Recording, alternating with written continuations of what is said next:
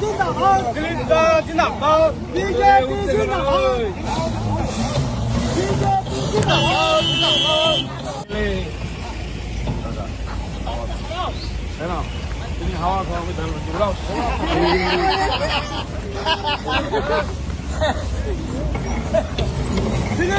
जिंदाबाद जिंदाबाद जिंदाबाद जिंदाबाद बीजेपी जिंदाबाद बीजेपी जिंदाबाद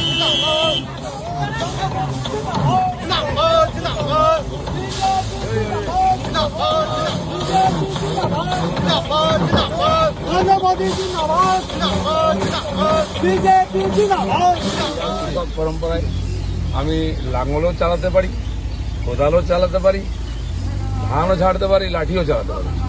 সবাই দেখেছেন, তাই দেখলাম এখানে রোদ্রে দাঁড়িয়ে সবাই ধান ঝাড়ছেন। গ্রামে এসেছিলাম, দাঁড়ালাম, সবার সাথে দেখা করলাম, একটু ঝালিয়ে নিলাম।